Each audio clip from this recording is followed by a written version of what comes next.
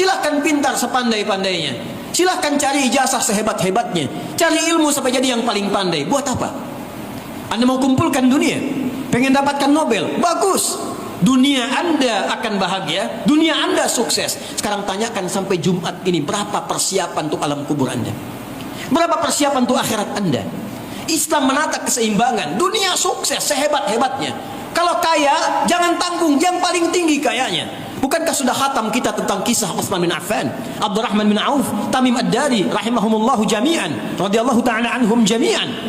Bukankah hafal kita tentang Ali bin Abi Thalib yang jenius, Amr bin As yang jenius dalam karirnya, diplomatnya, keilmuannya, dan semua luar biasa. Al-Kindi, Al-Ghazali, Ibn Sina, Al-Farabi, Al-Khawarizmi, semuanya mereka sukses dunianya, jabatannya tinggi, tapi lihat bagaimana tahajudnya. Imam An-Nawawi dalam kitab At-Tibyan fi Adab Hamalatil Quran melukiskan bagaimana seorang Utsman bin Affan, Abdurrahman bin Auf radhiyallahu taala anhuma, Tamim Ad-Dari radhiyallahu taala anhu, sukses dagangnya, sukses bisnisnya, tak pernah tinggal tahajud, bahkan sampai dengan khatam Al-Quran. Bagaimana Umar bin Khattab zikirnya kepada Allah, bagaimana Abu Bakar As-Siddiq, bagaimana Ali bin Abi Thalib, bagaimana Imam Al-Bukhari, bagaimana ulama-ulama kita, Imam Asy-Syafi'i yang khatam dalam setiap hari Quran sekali, Ramadan 2 kali dalam sehari, 60 hari, 60 kali dalam 1 bulan. Imam Malik yang salatnya sampai 300 rakaat, saat uzurnya 150 rakaat. Di mana kita semua? Sedangkan kita berkata mengharapkan surga, ingin husnul khatimah. Jangan-jangan sampai detik ini, dalam sepekan ada yang belum sempat jamaah dilakukan. Dalam sehari berapa kali ke masjid? Berapa kali jamaah? Kita khatam hadisnya, kita tahu ayatnya, kita tahu salat jamaah lebih utama daripada sendirian, kita tahu fadilah masjid, kita tahu keutamaan Al-Quran. Tapi dari sekian yang tahu berapa yang dipraktekkan? Mu'adz, anak kecil usia 4 tahun, matanya orang sebut buta, kami menamainya, Allah berikan rahmat, ditutup pandangannya dari maksiat sejak kecilnya ia. Dia minta kepada ayahnya, ayah tolong antar saya untuk menghafal Quran. Mesir tempatnya. Motornya motor yang sangat luar biasa terbelakangnya, dimodifikasi oleh ayahnya.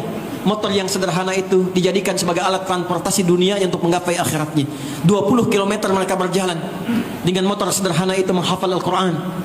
Ayahnya memodifikasi dashboardnya, menyimpan setiap hafalan yang telah selesai dia tuliskan. Dia kendarai di depan, dia cek hafalan anaknya di belakang. Selesai menghafal tuntas, selesai 30 juz, bapak yang mengantar belum khatam, anak yang diantar khatam. Viral kisahnya di Timur Tengah. Datang reporter, ada yang dari Qatar, dari Kuwait mau wawancara. Karena suaranya yang bagus, kisahnya yang viral, ditanya, ya Mu'adz, kalau engkau diperkenankan untuk berdoa dan dikabulkan oleh Allah saat ini, dikabulkan oleh Allah saat ini, apa yang kau mintakan di hadapan Allah? Semua berasumsi beliau akan meminta seperti Al-Imam Al-Bukhari yang matanya buta, ibunya memohon kepada Allah untuk disembuhkan.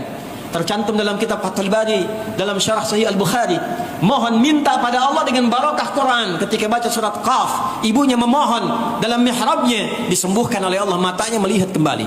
Dikira akan memohon demikian, tapi jawaban Mu'adz, perhatikan kalimatnya, wallahi, jika aku diperkenankan untuk bermohon dan dikabulkan oleh Allah, aku akan memohon kepada Allah dan merasakan ketika dihisab sendirian. Tak ada lagi ayah yang menemani, tak ada lagi syekh yang membimbing. Aku akan dihisab sendirian bersama Allah, maka aku akan mohon kepada Allah saat ini, ya Allah, jika memang bekal Quran yang telah aku hafalkan belum dianggap cukup untuk mendapatkan rahmat-Mu sampai detik ini, mohon kurangi siksaku di neraka dengan Quran yang telah aku hafalkan itu.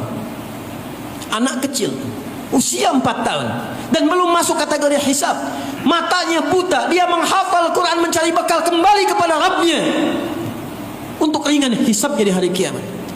Anda sampai hari ini diberikan 40 tahun, 50 tahun, 60 tahun, dunia sukses, kendaraan bagus, motor luar biasa, mobilnya luar biasa, rumah mewah, kerja ada AC-nya, sekolahnya begitu luar biasa, akses semua bisa didapatkan, handphonenya bisa digunakan untuk merekam.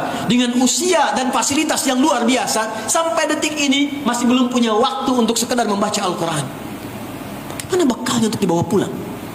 Maka Allah ingatkan dalam setiap Jumat, fas'au ila dzikrillah, sadar kita tidak akan selamanya, kita akan kembali. Apa bekal yang telah disiapkan? Pakaian inikah yang akan dibawa ke alam kubur? Kalla, tidak.